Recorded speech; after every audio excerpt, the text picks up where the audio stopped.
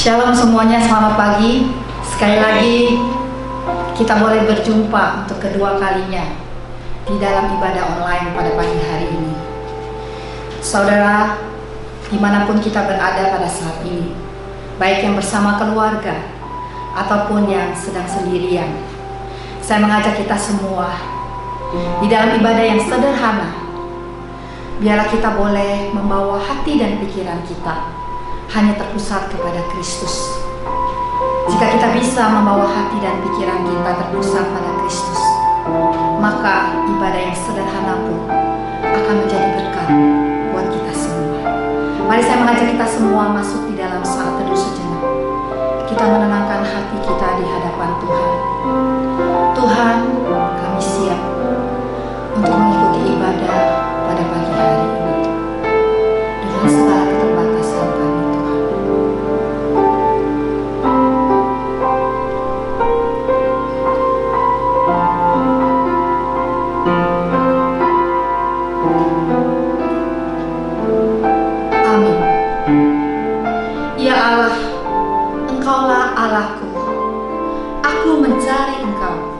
Jiwaku haus kepadamu, tubuhku rindu kepadamu, seperti tanah yang kering dan tandus, tiada berair.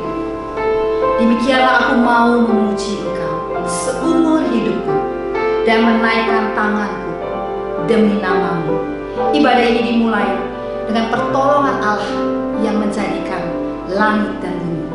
Saudara, perhatikan detak jantung kita pada hari ini. Kalau jantung kita bisa berdetak, kalau kita masih bisa bernafas pada hari ini semua adalah karena anugerah Tuhan. Ini semua adalah kemurahan Tuhan. Terima kasih Yesus. Terima kasih. Hanya anugerah-Mu buat hidupku sekarang dan bukan memujimu selamanya. Terima kasih.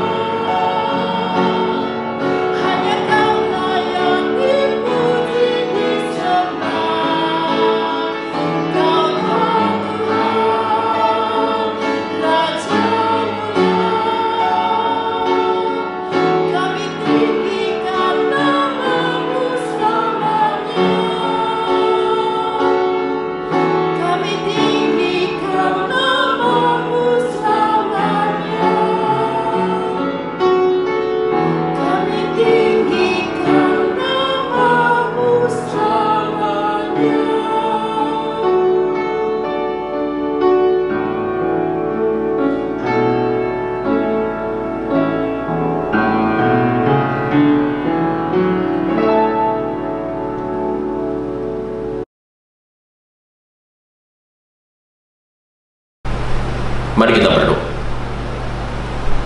Allah Bapa kami yang di sorga, Engkau adalah Tuhan kami, Engkau adalah Raja kami yang mulia.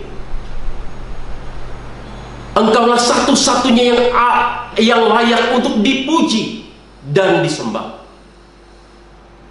Karena Engkau adalah Allah yang telah menciptakan kami. Engkau Allah yang telah menebus kami di dalam dan melalui Yesus Kristus anak-Mu yang tunggal. Engkau juga Allah yang setia, menjaga, memelihara, memberkati kehidupan kami. Kami sungguh bersyukur oleh karena anugerah-Mu yang begitu melimpah di dalam hidup kami. Oleh karena anugerah Tuhan, hari ini kami masih bisa bangun dengan tubuh yang kuat, tubuh yang sehat. Oleh karena anugerah Tuhan, hari ini kami masih boleh menikmati hidup yang Tuhan beri. Oleh karena anugerah Tuhan, kami masih bisa datang beribadah di hari perhentian yang Tuhan sediakan bagi kami di hari ini.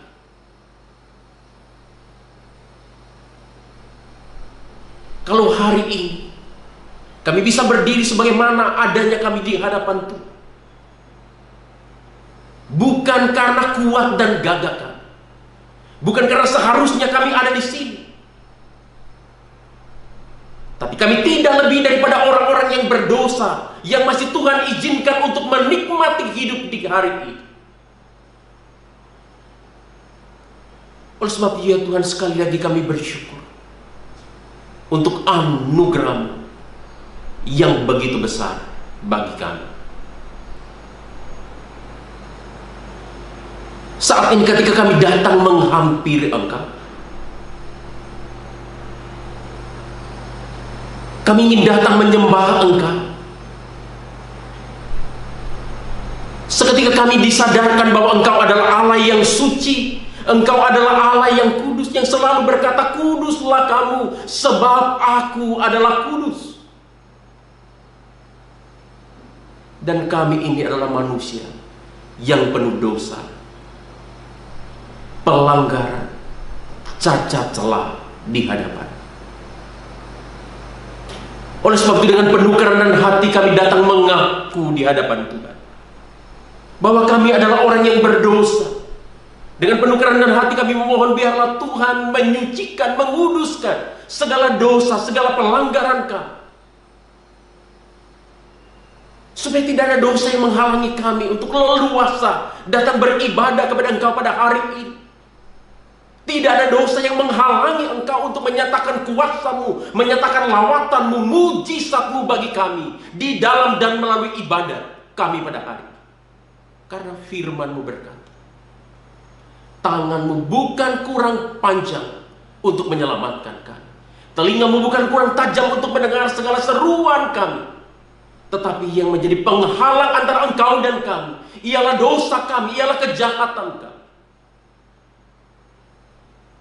Oleh sebab itu ampunilah kami orang yang berdosa ini, ya Tuhan.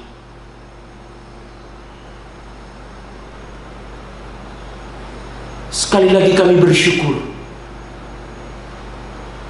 untuk anugerah-Mu. Karena firman-Mu berkata,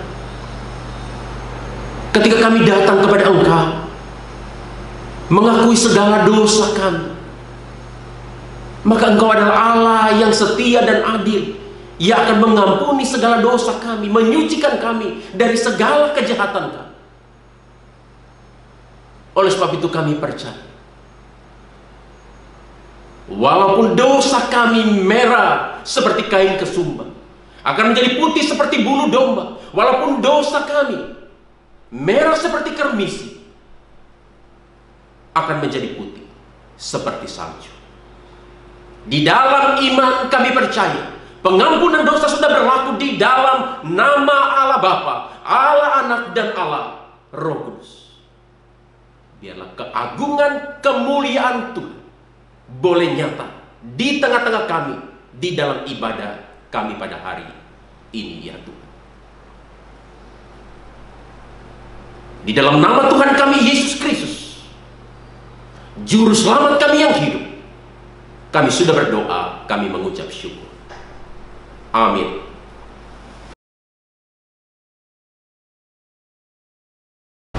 Saudara yang terkasih, tema kita pada pagi hari ini adalah tenang di tengah badai. Mari kita bersama-sama membaca firman Tuhan yang diambil dari Markus pasal 6 ayat 45 sampai 50. Markus 6 ayat 45 sampai 50. Saya akan membacakan buat saudara-saudara sekalian. Yesus berjalan di atas air. Sesudah itu Yesus segera memerintahkan murid-muridnya naik ke perahu dan berangkat lebih dulu ke seberang, ke Betsaida. Sementara itu ia menyuruh orang banyak pulang. Setelah ia berpisah dari mereka, ia pergi ke bukit untuk berdoa. Ketika hari sudah malam, perahu itu sudah di tengah danau, sedang Yesus tinggal sendirian di darat. Ketika ia melihat betapa payahnya mereka mendayung karena angin sakal, maka kira-kira jam 3 malam, ia datang kepada mereka berjalan di atas air, dan ia hendak melewati mereka. Ketika mereka melihat dia berjalan di atas air, mereka mengira bahwa ia adalah hantu. Lalu mereka berteriak-teriak, sebab mereka semua melihat dia, dan mereka pun sangat terkejut. Tetapi segera ia berkata kepada mereka, "Tenanglah, aku ini, jangan takut." Saudara, pada saat badai yang ada, ketika virus corona ini melanda seluruh negara termasuk negara kita menjadi takut. Tetapi Tuhan berkata, "Tenanglah, ini aku." Biar Tuhan melingkupi kita dengan sayapnya, menaungi kita dengan kuasa-Nya.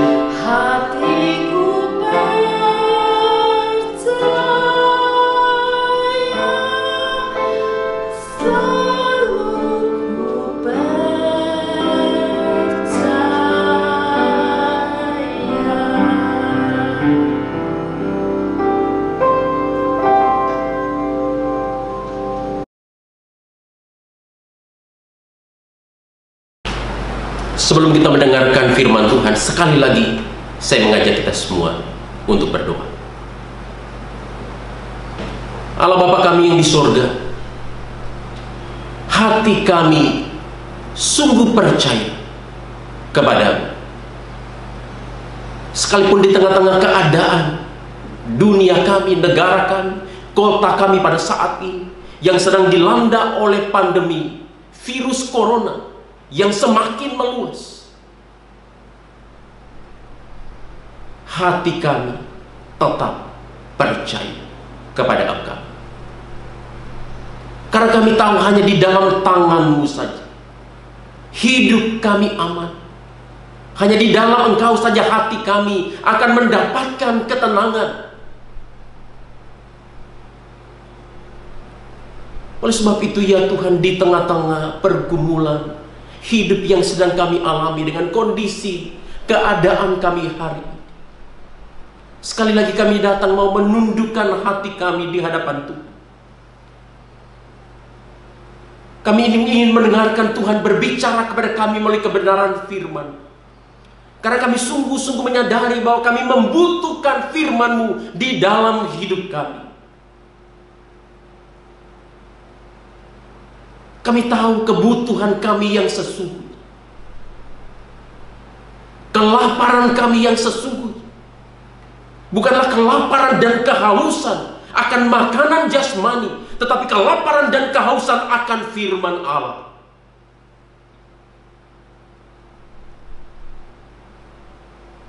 Oleh sebab itu ya Tuhan, kami berdoa, biarlah Engkau berkenan berbicara kepada kami melalui kebenaran firman-Mu pada hari ini. Kami berdoa biarlah Allah Roh Kudus boleh menolong kami, untuk kami boleh mengerti, kami memahami, bahkan kami boleh melakukan firman-Mu di dalam kehidupan kami sehari-hari. Demikian juga Allah Roh Kudus yang boleh menolong hamba-Mu, memberikan hikmat, kuasa untuk menyampaikan firman. Biar dalam pemberitaan firman Tuhan pada hari ini hanya Kristus semata yang ditinggikan. Roh Kudus Tuhan bekerja menarik orang datang kepada Kristus.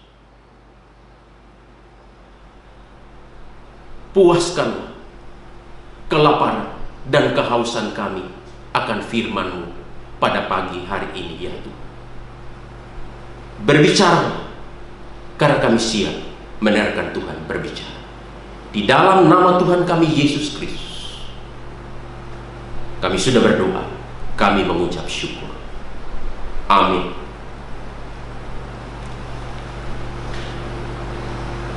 Shalom. Salam sejahtera di dalam Tuhan kita Yesus Kristus. Untuk seluruh jemaat GCR Kartini dimanapun kita berada pada saat ini, saya terus berdoa, dimanapun kita berada, kita tetap berada di dalam perlindungan Tuhan. Dimanapun kita berada pada saat ini, kiranya kasih karunia dan damai sejahtera dari Allah Bapa dan dari Tuhan kita Yesus Kristus, serta penghiburan dari Allah Roh Kudus memenuhi hati kita sekalian. Saudara-saudara, di tengah-tengah keadaan, di tengah-tengah kondisi dunia kita, negara kita, kota kita pada saat ini,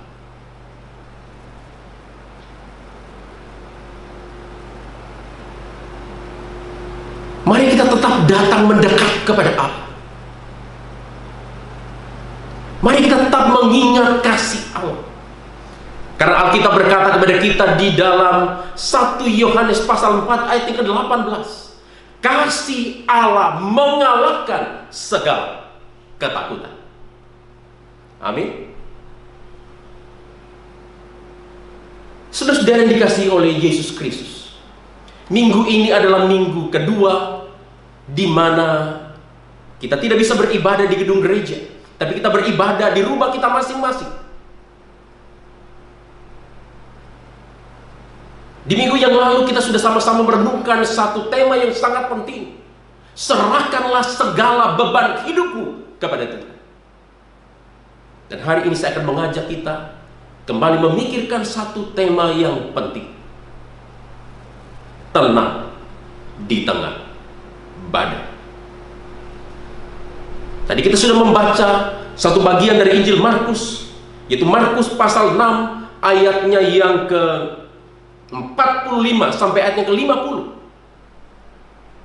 Sekarang saya akan mengajak kita untuk melihat bagian yang lain di dalam Injil Markus, yaitu Markus pasal yang keempat. Markus pasal 4 ayat 35 sampai ayat yang ke-41. Markus pasal 4 ayat 35 sampai ayat yang ke-41. Nah, kita bisa memperhatikan dari Alkitab kita masing-masing. Saya akan membacakannya bagi kita sekalian. Begini kata firman Tuhan. Pada hari itu, waktu hari sudah petang, Yesus berkata kepada mereka, "Marilah kita bertolak ke seberang." Mereka meninggalkan orang banyak itu lalu bertolak dan membawa Yesus beserta dengan mereka, dan dalam perahu di mana Yesus duduk, dan perahu-perahu lain juga menyertai dia. Lalu mengamuklah taufan yang sangat dahsyat, dan ombak menyebur masuk ke dalam perahu, sehingga perahu itu mulai penuh dengan air. Pada waktu itu Yesus sedang tidur di buritan di sebuah tilam. Maka murid-muridnya membangunkan dia dan berkata kepadanya, "Guru, engkau tidak peduli kalau kita binasa." Ia pun bangun dan menghardik angin itu dan berkata kepada danau itu, "Diam, tenanglah." Lalu angin itu reda dan danau pun menjadi teduh sekali. Lalu ia berkata kepada mereka, "Mengapa kamu begitu takut? Mengapa kamu tidak percaya?" Mereka menjadi sangat takut dan berkata seorang kepada yang lain, "Siapakah gerangan orang ini, sehingga angin dan danau pun takut kepadanya?"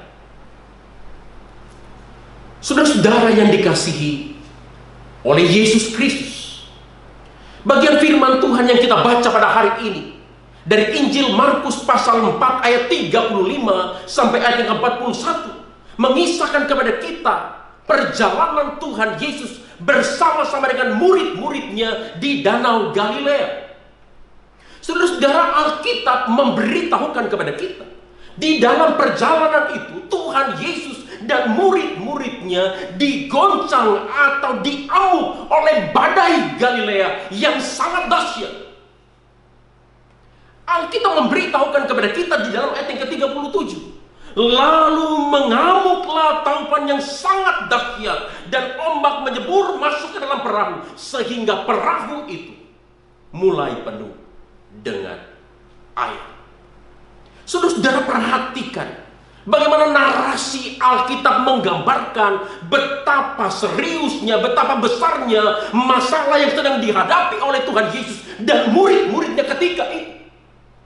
Alkitab berkata, mengamuklah taufan yang sangat dahsyat. Atau di dalam terjemahan lain dikatakan mengamuklah badai yang sangat besar sekali. Kata taufan atau kata badai yang digunakan di dalam ayat ini memiliki arti badai angin yang besar yang disertai oleh hujan. Saudara, ini menunjukkan kepada kita bahwa badai yang sedang dialami oleh Yesus dan murid-muridnya inilah bukan badai yang biasa. Ini adalah hujan badai yang sangat berbahaya. Saudara, besarnya badai yang dahsyat itu menyebabkan gelombang danau yang besar, sehingga di dalam ayat 37 Alkitab berkata ombak menyebur masuk ke dalam perahu, sehingga perahu itu mulai penuh dengan air. Saudara-saudara, kalau kita membaca kisah ini di dalam paralelnya yang dicatat oleh Injil Lukas, di dalam Lukas pasal 8 ayat 23, Alkitab mengatakan perahu itu kemasukan air dan mereka berada di dalam bahaya. Tuhan Yesus dan murid-muridnya sedang berada di dalam bahaya yang besar. Ancaman badai yang maha dahsyat itu. Juga kita bisa baca dari kepanikan dan reaksi murid-muridnya ketika mereka membangunkan Yesus di dalam ayat yang ke-38. Mereka berkata, "Guru, engkau tidak peduli kalau kita binasa." Saudara-saudara, badai Galilea yang sangat dahsyat mengancam, membinasakan mereka. Namun di tengah-tengah kepanikan dan ketakutan murid-murid, di dalam ayat yang ke-39 Alkitab berkata, Yesus bangun dan menghardik danau itu, "Diam, tenanglah." Dan Alkitab berkata, lalu angin itu reda dan danau itu menjadi teduh sekali. Saudara-saudara yang dikasihi oleh Tuhan, hal ini bukan saja menunjukkan bahwa Yesus adalah penguasa alam semesta sehingga badai dan danau tunduk kepadanya, tetapi ini juga menunjukkan bahwa Dia adalah penguasa hati manusia. Hanya Dia yang bisa menenangkan kita di tengah badai hidup kita.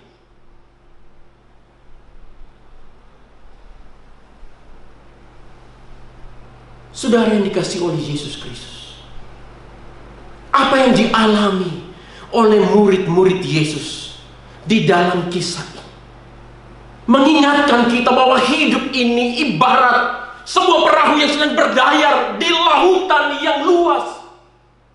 Dalam perjalanan hidup kita seringkali kita diperhadapkan dengan badai kehidupan yang begitu besar. Entah itu badai pergumulan, badai kesusahan, badai kesulitan, bahkan badai penderitaan yang sewaktu-waktu bisa menghempaskan kita.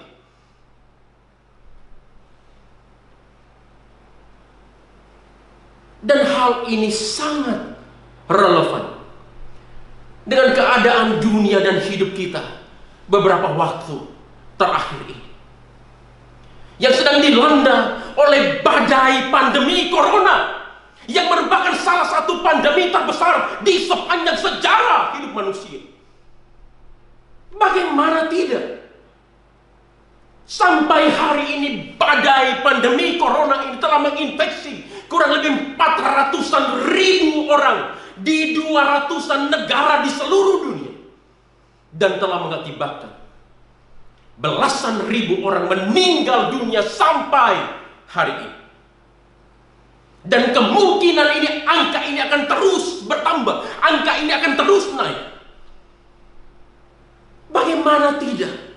Badai pandemi corona ini telah meluluhlantahkan perekonomian dunia. Bagaimana tidak? Badai pandemi corona ini telah mengakibatkan banyak orang mengalami kesusahan, kesulitan di dalam pekerjaan mereka, di dalam bisnis mereka yang terancam tutup. Banyak orang yang terancam kehilangan penghasilan dan pekerjaan mereka. Bagaimana tidak? Badai pandemi corona juga telah membuat kehidupan dan interaksi sosial kita menjadi lumpuh. Badai pandemi corona telah berdampak luas pada seluruh aspek kehidupan manusia. Beberapa contoh yang bisa kita lihat. Hampir seluruh liga top sepak bola di dunia, bahkan juga mungkin termasuk Liga Indonesia, harus berhenti oleh karena dampak dari pandemi virus corona ini. Contoh lain, untuk sementara waktu orang tidak bisa lagi datang beribadah secara komunal di rumah ibadah. Orang lagi tidak bisa leluasa untuk pergi bekerja, pergi ke sekolah, melakukan hal-hal yang lain di luar. Badai pandemi corona telah menebarkan kekhawatiran dan ketakutan di seluruh penjuru dunia.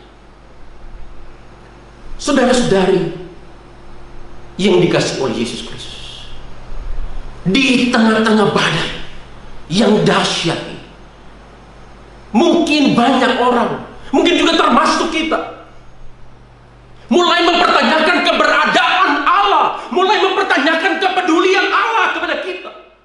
Seperti murid-murid di dalam kisah ini, ketika mereka menghadapi badai Galilea, mereka berteriak, mereka mempertanyakan Allah, mereka menggugat Allah. Tuhan, di manakah Engkau? Apakah Engkau tidak peduli kalau aku binasa? Apakah Engkau tidak peduli jika bisnis dan usahaku hancur? Tuhan, apakah Engkau tidak peduli jika kondisi ekonomiku terpuruk? Tuhan, apakah Engkau tidak peduli jika aku kehilangan pekerjaanku? Tuhan, apakah Engkau tidak peduli kepadaku? Di manakah Engkau, ya Tuhan?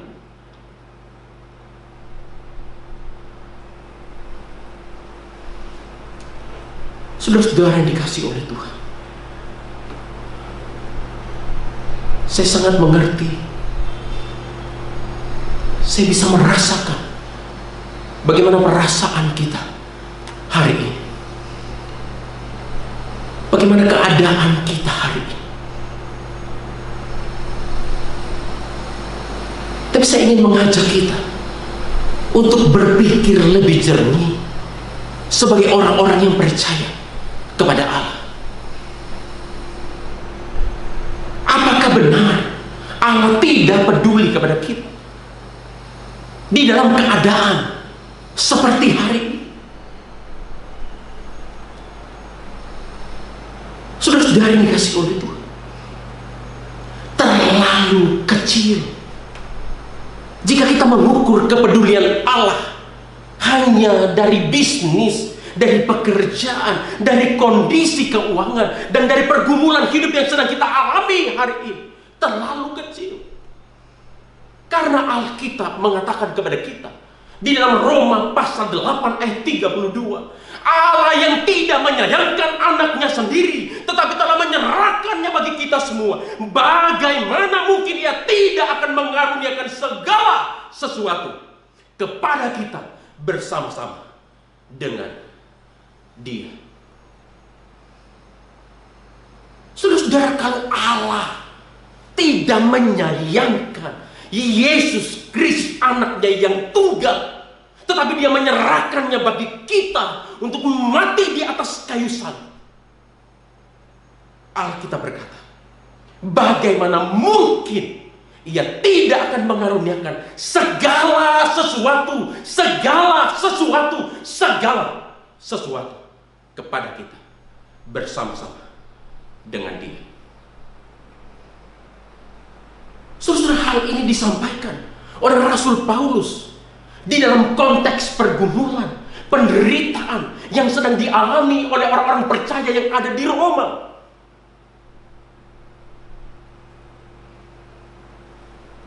Saudara, jika Allah begitu peduli dengan keselamatan kita orang yang berdosa, dan Dia menyerahkan anaknya yang tunggal, Yesus Kristus, mati bagi kita di atas kayu salib,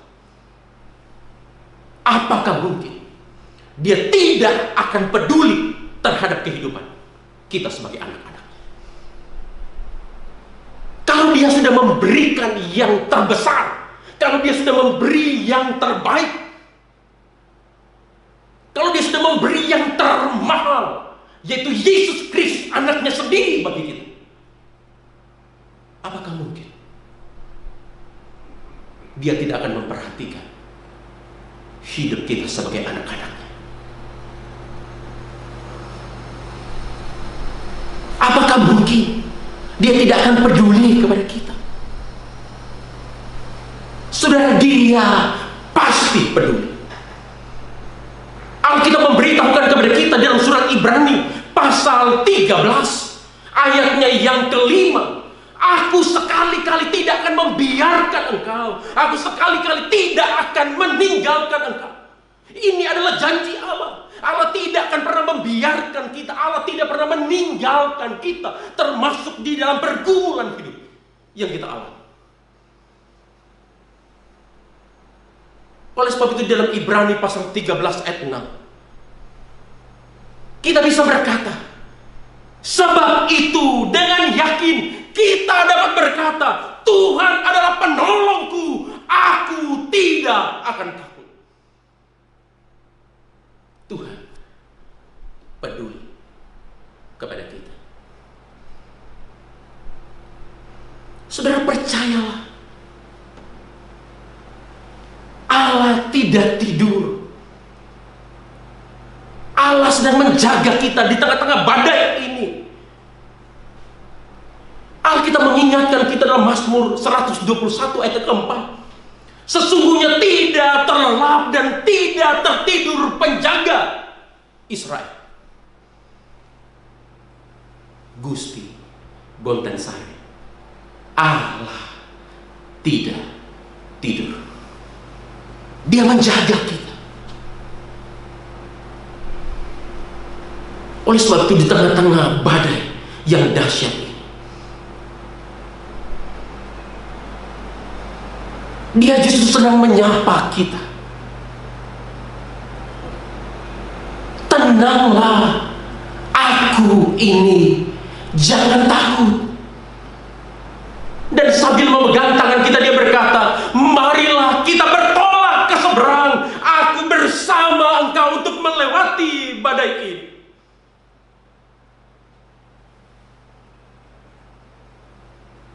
Hanya di dalam dan bersama Yesus kita mendapatkan ketenangan hidup sekalipun di tengah badai.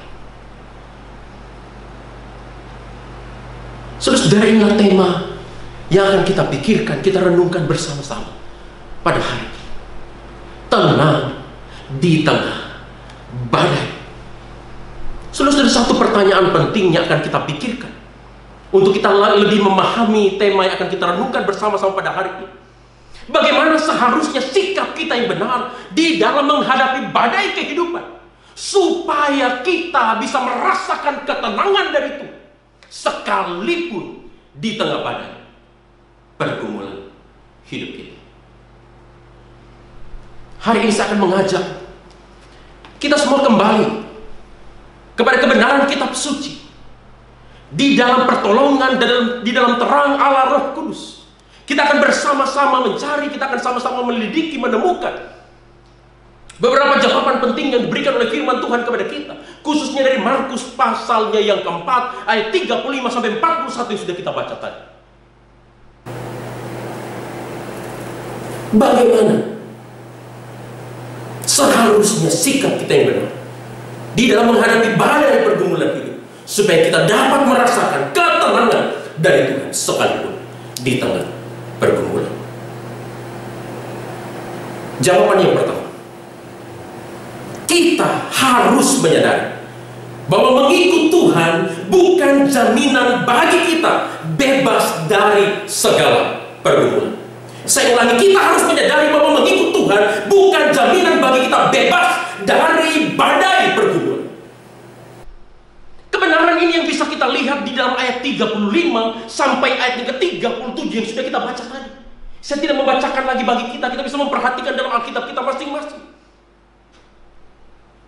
Saudara yang dikasihi oleh Tuhan, jika kita memperhatikan konteks peristiwa yang terjadi di dalam Markus pasal 4 ayat 35 sampai 41 ini, itu terjadi setelah seharian Yesus bersama-sama dengan murid-muridnya mengajar dan melayani orang banyak.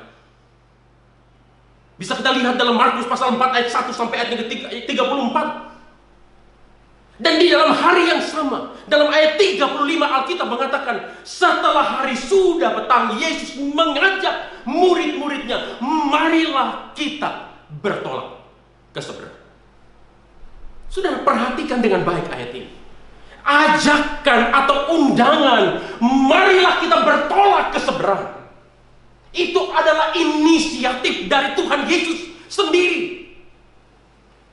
Jadi Tuhan Yesus yang mengajak, yang mengundang murid-muridnya, marilah kita berangkat, marilah kita bertolak ke seberang.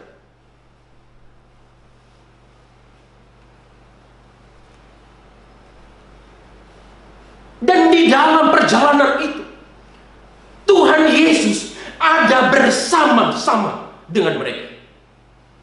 Alkitab mengatakan di dalam ayat 36, mereka meninggalkan orang banyak itu lalu bertolak dan membawa beserta dengan mereka, dan membawa Yesus beserta dengan mereka di dalam perahu, di mana Yesus telah duduk dan perahu-perahu lain juga menyertai dia. Sudah jelas, undangan perjalanan itu datang dari Tuhan Yesus sendiri. Bahkan Tuhan Yesus sendiri ada bersama-sama dengan murid-muridnya di dalam perjalanan itu. Saudara-saudara, ini yang saya ajak kita pikirkan dengan baik pada hari ini. Ini saya ajak untuk kita mengerti dengan jelas pada hari ini, bahwa undangan perjalanan itu datang dari Yesus. Dan juga Yesus ada bersama-sama dengan murid-muridnya di dalam perjalanan itu. Saudara bisa mengerti? Saudara bisa tangkap? Saudara melihat fakta bahwa Yesus sendiri yang mengundang murid-murid, dan dia sendiri berada bersama-sama dengan mereka di dalam perjalanan itu. Di dalam pemahaman kita seharusnya murid-murid akan bebas dari badai yang maha dahsyat itu. Undangan dan kehadiran Yesus seharusnya menjadi garansi bagi murid-muridnya bahwa perjalanan itu akan bebas dari segala hambatan. Undangan dan kehadiran Yesus di dalam perjalanan itu seharusnya menjamin bahwa perjalanan itu akan bebas dari segala masalah. Bukankah begitu seharusnya?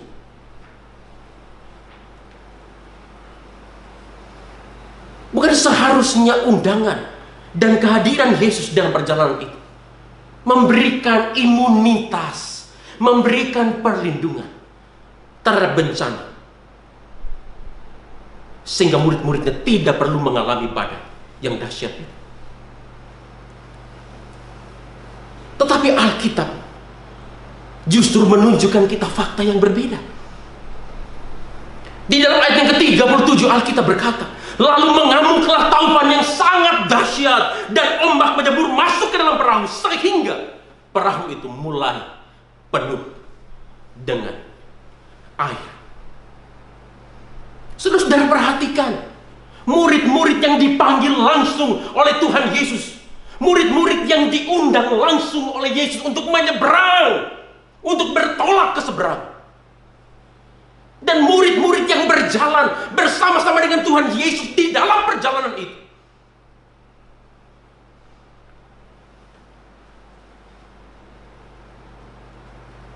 Tidak melepaskan mereka dari badai, tidak menjamin mereka lepas dari taupan yang sangat dahsyat itu.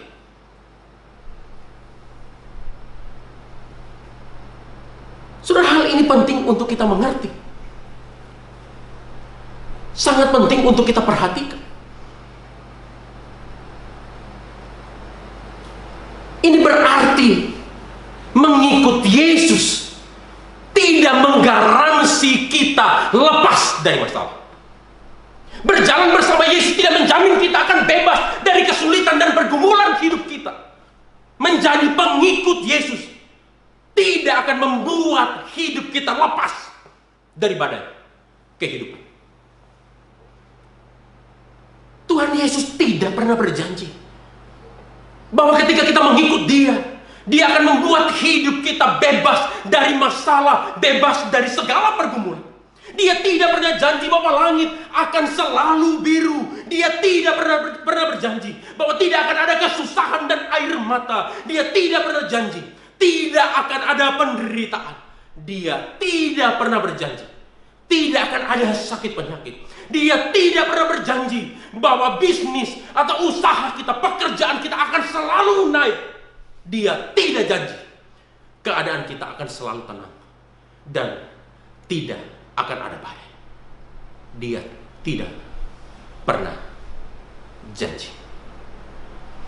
Tetapi sebaliknya, kepada setiap orang yang mau percaya kepada Dia, setiap orang yang mau mengikut Dia, Tuhan Yesus berkata di dalam Lukas pasal 9 ayat yang ke-23, kamu harus menyangkal dirimu, memikul salibmu setiap hari. Saudara, konteks Lukas pasal 9 ayat 23, konteksnya adalah penderitaan. Jadi panggilan mengikut Yesus itu adalah panggilan untuk menderita, bahkan siap mati bagi Dia. Oleh sebab itu Tuhan Yesus sendiri berkata di dalam Matius 24 ayat yang ke-9, kamu akan disiksa, kamu akan dicaci, bahkan kamu akan dibunuh oleh karena namaku.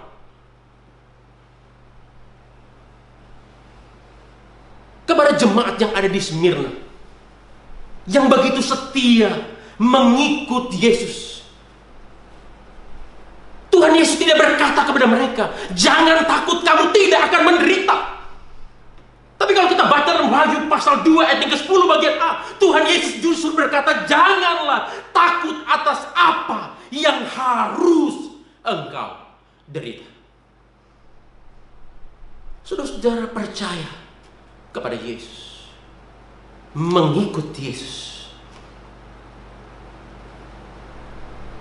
tidak akan melepaskan kita dari pergumulan hidup.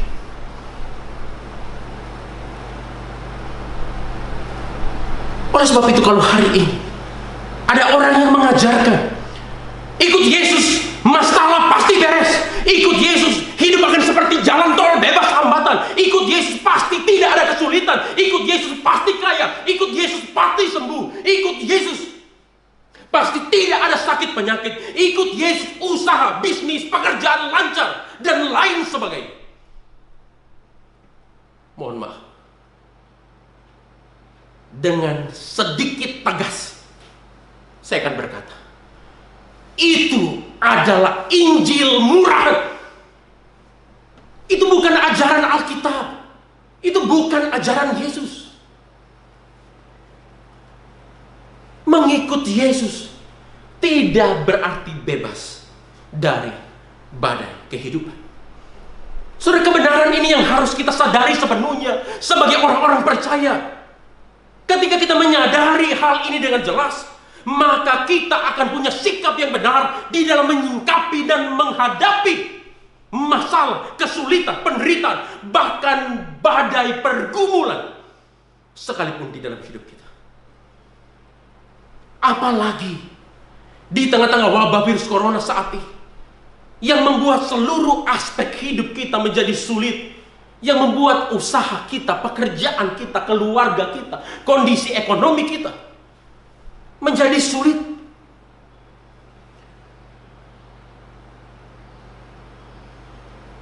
Sudah, ketika kita memiliki kesadaran bahwa mengikut Yesus bukan berarti kita dilepaskan dari pergumulan, maka kita tidak akan mudah menyalahkan Tuhan ketika kita menghadapi pergumulan hidup. Ketika kita menyadari hal ini dengan benar, kita tidak akan menjadi orang-orang Kristen yang cengeng, yang mudah menyerah dalam menghadapi berbagai pergumulan hidup. Oleh sebab itu, sebesar apapun badai pergumulan yang sedang menimpa kita pada hari ini, percayalah, jika Tuhan mengizinkan semuanya itu menimpa kita, terjadi atas kita, bukan karena Dia tidak peduli, tetapi karena Dia punya rencana yang lebih baik dari apa yang kita pikirkan. Saya ulang, bukan karena Dia tidak peduli, tetapi karena Dia punya rencana yang lebih baik dari apa yang kita pikirkan. Saudara-saudara, ketika kita memikirkan apa yang pernah dialami oleh Ayub di dalam hidupnya, akan menolong kita mengerti kebenaran ini. Saudara-saudara, Alkitab memberitahukan kepada kita bahwa Ayub adalah orang yang saleh, yang takut kepada Allah. Di dalam dirinya tidak ada kejahatan. Tapi ketika kita melihat apa yang Alkitab beritahukan kepada kita, kurang apa pergumulan yang dialami oleh Ayub. Bahkan kita sepakat tidak ada orang yang pernah hidup di muka bumi ini, mungkin selain Kristus, orang yang seperti Ayub yang mengalami penderitaan, pergumulan hidup yang begitu berat. Saudara, Ayub kehilangan seluruh ternak miliknya di dalam sekejap mata. Ayub kehilangan 10 anaknya dalam waktu yang bersamaan oleh karena bencana alam. Ayub kehilangan kesehatannya, seluruh badannya dari ujung kaki sampai ujung kepala dipenuhi oleh borok. Ayub juga, tanda kutip, harus kehilangan istrinya yang terus mendesaknya untuk mengutuki Allahnya dan menyumpahi diri. Tidak cukup sampai di situ.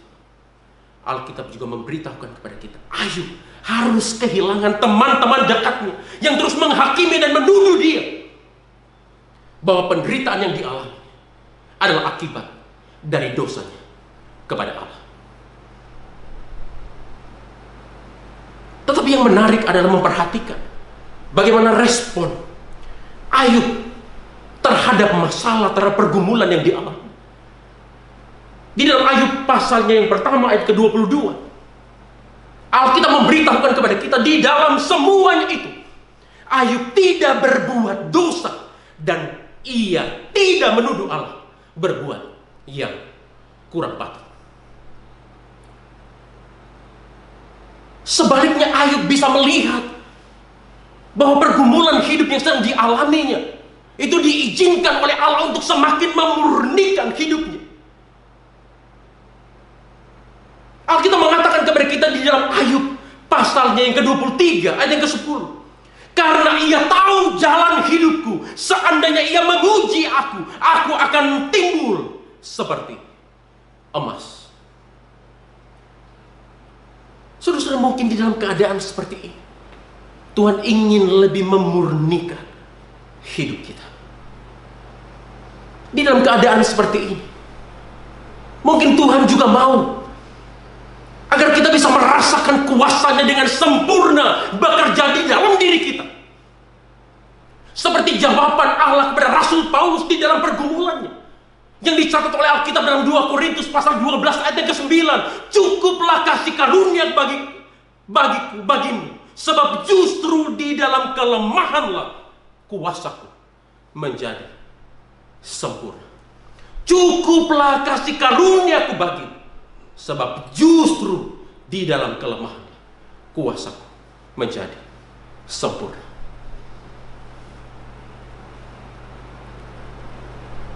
Saudara-saudara, di dalam keadaan ini mungkin Allah ingin supaya kita boleh mengalami Dia, mengalami kuasanya sempurna bekerja di dalam diri kita. Bagaimana seharusnya sikap kita yang benar di dalam menghadapi badai kehidupan, supaya kita bisa merasakan ketenangan dari Tuhan sekalipun di tengah badai pergumulan hidup kita. Yang pertama, kita harus menyadari bahwa mengikut Tuhan tidak menjamin kita bebas dari badai kehidupan, tidak menggaransi kita bebas dari pergumulan hidup. Jawaban yang kedua, kita harus percaya sepenuhnya kepada Tuhan sekalipun di tengah badai pergumulan.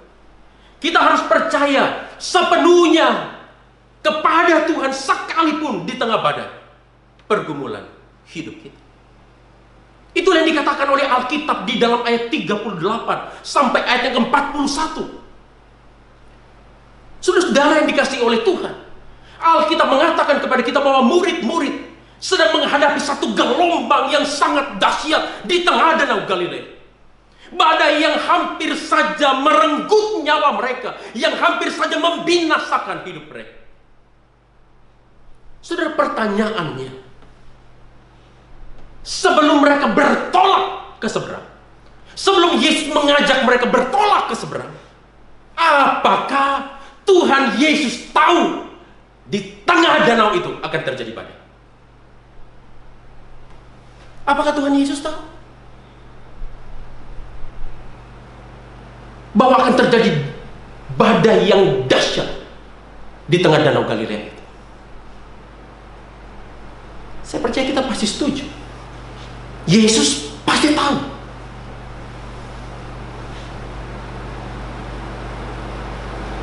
Apakah peristiwa badai yang dahsyat itu satu peristiwa kebetulan?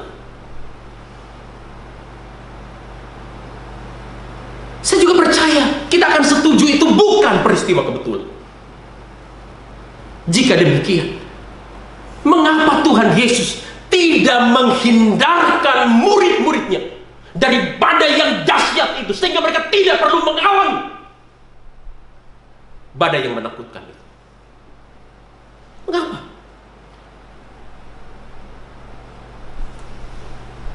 Saudara-saudara, ini poinnya. Ini message. Perhatikan dengan baik. Karena Tuhan Yesus ingin supaya murid-muridnya lebih mengenal siapa dirinya. Karena Tuhan Yesus ingin supaya murid-muridnya lebih percaya kepada Dia. Dia bukan hanya sekedar guru biasa. Dia bukan saja manusia yang sejati. Sebagaimana digambarkan oleh Alkitab di dalam ayat 38, di mana dia bisa tertidur karena dia letih, dia lelah setelah melayani sepanjang hari. Tetapi dia juga sekaligus adalah Allah yang sejati. Dia adalah Allah yang menjadi manusia. Sebagaimana dikatakan oleh Alkitab dalam Yohanes pasal 1 ayat 1 dan ayat 14. Dia adalah rupa Allah yang mengambil rupa hamba menjadi sama dengan manusia. Seperti yang dikatakan oleh Alkitab dalam Filipi pasal 2 ayat 6 dan ayat yang ke-7. Saudara, inilah yang diproklamasikan oleh Injil Markus. Oleh sebab itu kalau kita memperhatikan Markus pasal 1 ayat 1, dimulai dengan satu proklamasi yang penting. Inilah permulaan Injil Yesus Kristus, Anak Allah. Jadi ketika kita membaca Injil Markus, kita melihat semua peristiwa kejadian di dalam Injil Markus. Semuanya harus membawa kembali kita untuk mengenal Yesus Kristus yang adalah Anak Allah. Semua harus membawa kita kembali untuk percaya kepada Yesus Kristus yang adalah Anak Allah.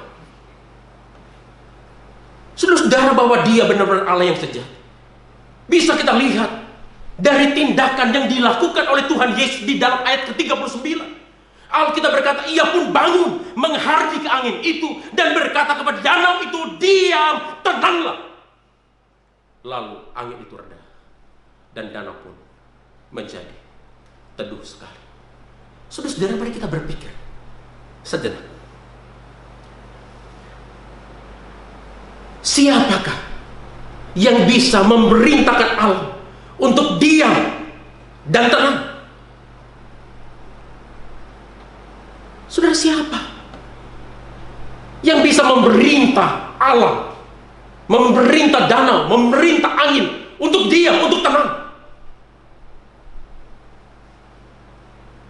Apakah manusia bisa?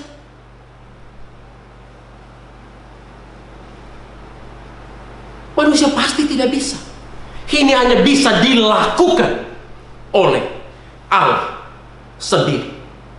Hanya Allah pencipta dan penguasa alam semesta yang dapat melakukannya. Inilah yang sedang ditunjukkan oleh Tuhan Yesus kepada murid-muridnya. Pesan inilah yang hendak dikirimkan oleh Tuhan Yesus kepada murid-muridnya. Dan hal ini nampaknya disadari oleh murid-muridnya. Sehingga dalam ayat 41, Alkitab mengatakan mereka menjadi sangat takut. Dan berkata seorang kepada yang lain, siapakah gerangan orang ini sehingga angin dan danau pun taat kepada. Saudara, kata diam yang dipakai oleh Tuhan Yesus di dalam ayat ini, itu adalah kata kerja perintah aktif di dalam bentuk waktu yang sekarang. Artinya ini bukan saja menunjukkan bahwa Yesus yang telah menciptakan segala sesuatu, sebagaimana dikatakan dalam Yohanes pasal 1 ayat 1 sampai 3. Tetapi ini juga menunjukkan bahwa dia adalah penguasa segala sesuatu sampai sekarang ini. Ini yang gagal dilihat oleh murid-muridnya. Oleh sebab itu Tuhan Yesus bukan saja menghardik danau itu, tapi dalam ayat 40 dia juga menghardik murid-muridnya. Dia berkata, mengapa kamu begitu takut? Mengapa kamu tidak percaya? Bahkan jika kita membaca cerita ini di dalam kisah paralel yang dicatat oleh Injil Matius, di dalam Matius pasal yang ke-8, justru terbalik. Yang pertama kali dihardik oleh Tuhan Yesus adalah murid-murid. Sesudah itu dia baru menghardik danau dan angin itu. Jadi inilah persoalan yang sebenarnya dari murid-murid Tuhan. Mereka tidak percaya kepada Tuhan. Mereka kurang percaya kepada Yesus. Badai yang besar itu menghalangi mata iman mereka untuk melihat kepada Yesus yang jauh lebih besar, yang jauh lebih berkuasa daripada masalah mereka.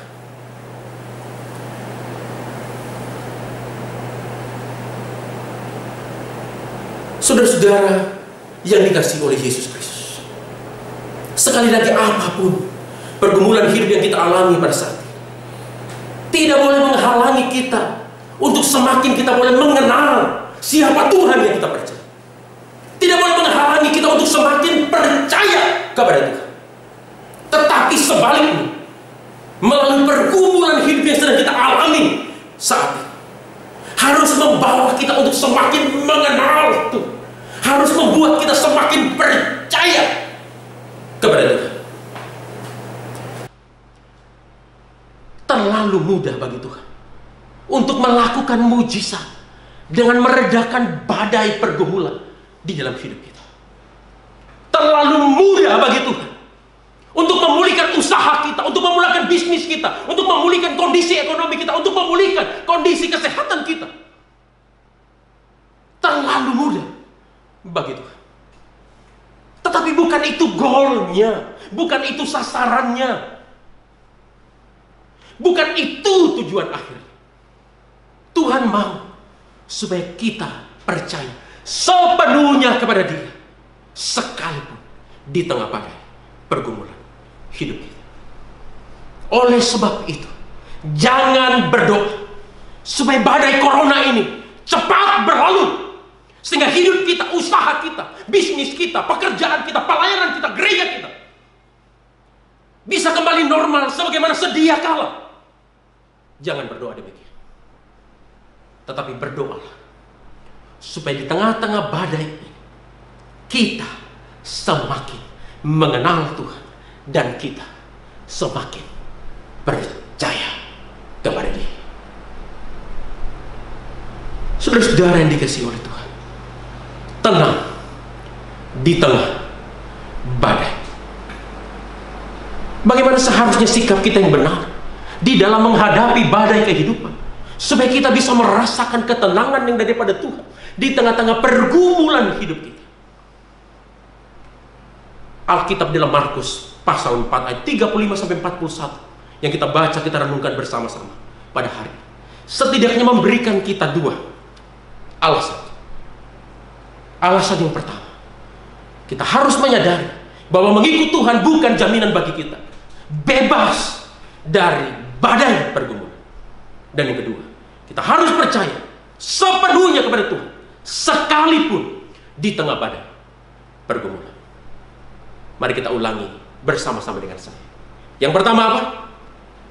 Kita harus menyadari bahwa mengikut Tuhan bukan jaminan bagi kita bebas dari pergumulan hidup. Yang kedua, kita harus percaya sepenuhnya kepada Tuhan, sekalipun di tengah badai pergumulan hidup kita. Kalau kita memiliki kesadaran akan dua hal, maka di tengah-tengah badai pergumulan yang dahsyat yang sedang kita alami pada hari ini,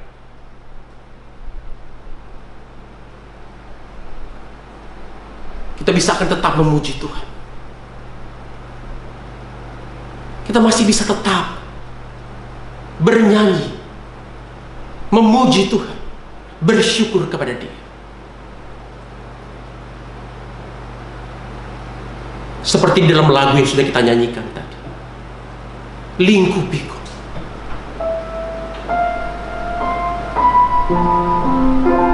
Kita naikkan refrainnya saja, boleh menolong kita untuk mengerti seluruh kebenaran firman Tuhan yang kita baca, kita renungkan pada hari ini. Di saat badai bergelombang,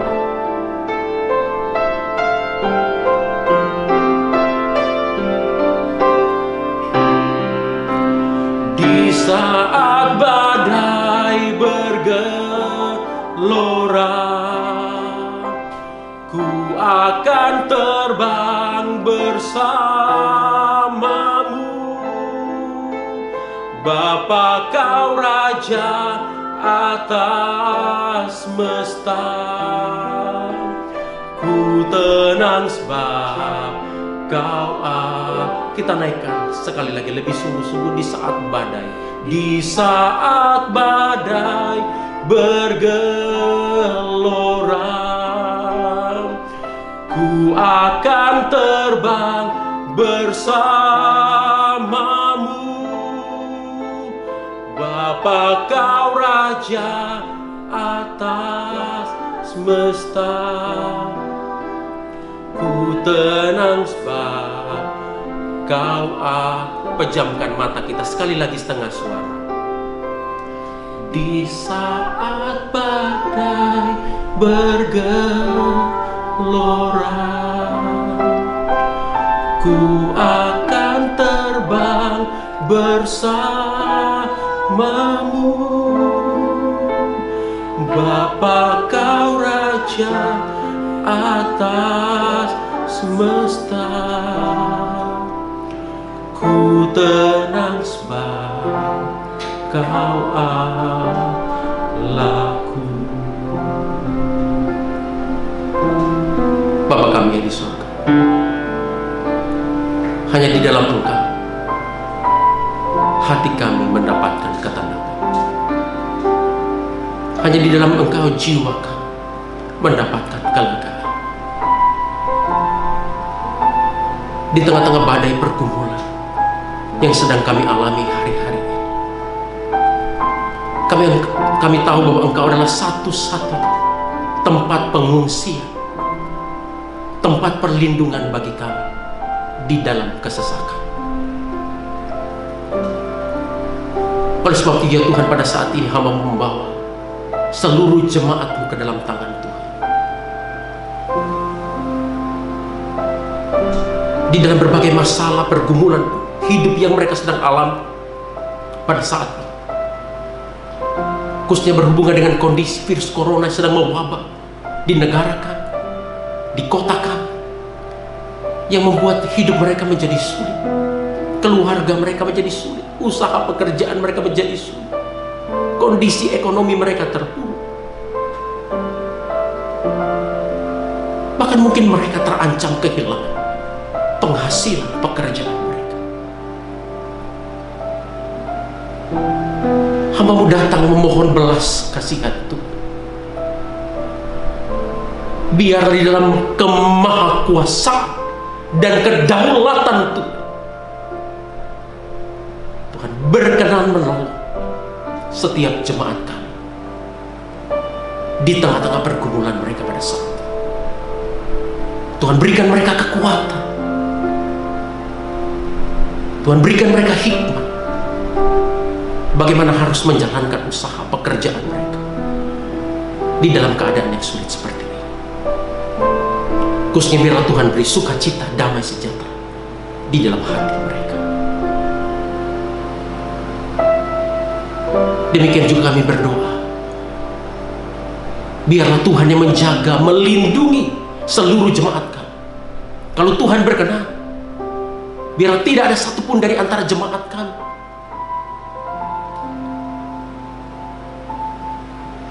yang terkena oleh wabah virus corona ini. Demikian juga ya Tuhan, kami berdoa, mengingat bagi jemaat-jemaat kami yang sedang berada dalam kelemahan tubuh oleh karena sakit penyakit yang mereka alami pada saat ini. Kami berdoa di dalam nama Tuhan Yesus, biarlah Tuhan berkenan melawan, menjamah, memulihkan, menyembuhkan mereka. Secara khusus biarlah Tuhan terus kuatkan, teguhkan iman, pengharapan mereka kepada Tuhan. Dan kami ingat juga untuk orang-orang tua kami, jemaat lanjut usia yang ada di gereja. Biarlah Tuhan terus berikan mereka kekuatan, tubuh yang kuat, tubuh yang sehat, bahkan berkenan mengaruniakan umur yang panjang bagi mereka.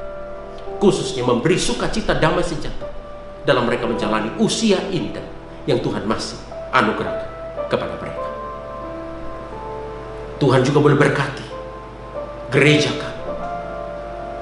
Walaupun selama 2 minggu ini ibadah, pelayanan-pelayanan rutin tidak bisa berjalan sebagaimana semestinya, tapi biarlah Tuhan terus boleh memimpin gereja kami, memimpin seluruh jemaat kami, menggunakan banyak waktu yang luang ini untuk lebih mendekatkan diri kepada Tuhan, membaca firman, memakainya untuk berdoa. Demikian juga kami terus doakan negara kami, Indonesia, ke dalam tangan. Di tengah-tengah usaha untuk melawan penyebaran wabah virus corona yang sedang terjadi di negara kami, Tuhan berikan hikmat kepada pemerintah kami, boleh mengambil langkah-langkah yang tepat, langkah-langkah yang cepat untuk memutus penyebaran wabah virus corona ini, supaya tidak semakin banyak orang yang sakit, bahkan tidak semakin banyak orang yang meninggal dunia oleh karena virus ini. Ini doa kami, ini permohonan kami yang tidak sempurna, yang kami sampaikan kepada Allah kami yang maha sempurna.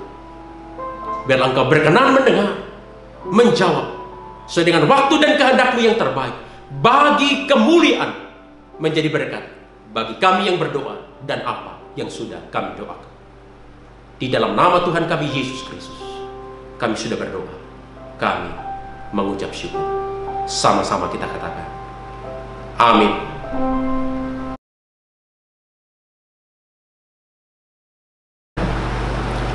Di akhir ibadah ini, mari sama-sama kita naikkan doksologi, pengagungan kita kepada Allah Tritunggal.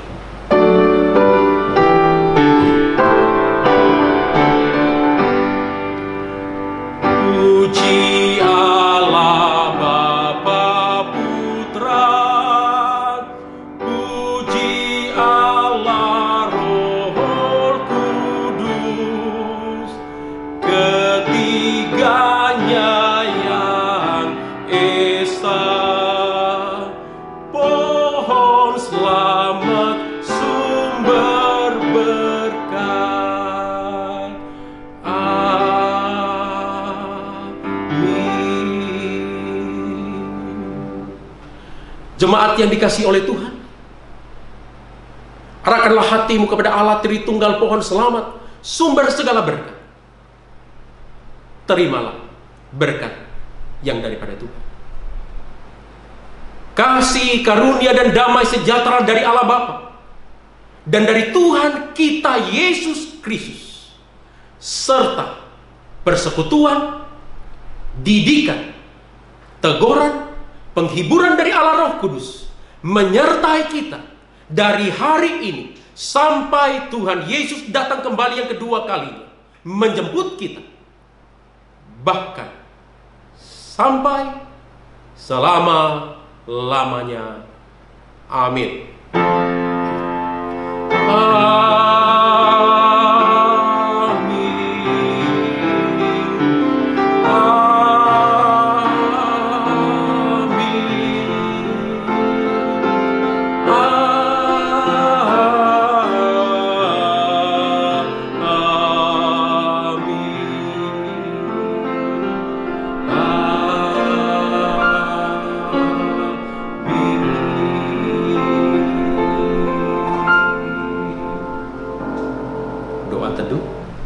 Ibadah online kita hari ini selesai. Terima kasih, Tuhan Yesus memberkati kita sekali.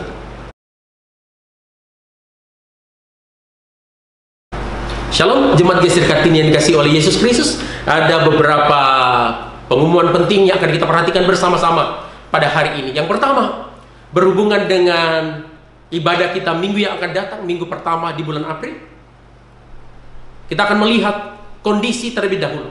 Apakah ibadah sudah bisa dilakukan di gedung ibadah, ataukah kita masih akan beribadah secara online di rumah kita masing-masing.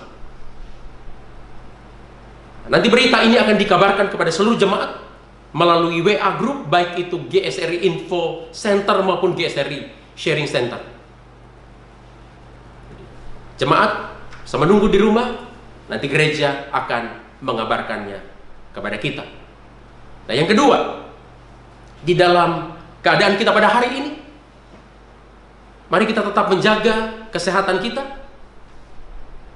tetap patuhi arahan yang diberikan oleh pemerintah, supaya kita bisa belajar di rumah, beribadah di rumah, bekerja dari rumah, sebagai bentuk usaha nyata kita untuk terlibat aktif membantu pemerintah di dalam penyebaran wabah virus corona ini. Dan yang ketiga, sekali lagi bagi jemaat yang rindu mendukung pekerjaan pelayanan Tuhan, rindu untuk memberikan persembahan, saudara bisa mentransfer persembahan saudara di nomor rekening yang ada di bawah. Sekali lagi terima kasih untuk partisipasi seluruh jemaat dalam ibadah online pada hari ini. Tetap semangat. Tuhan Yesus memberkati.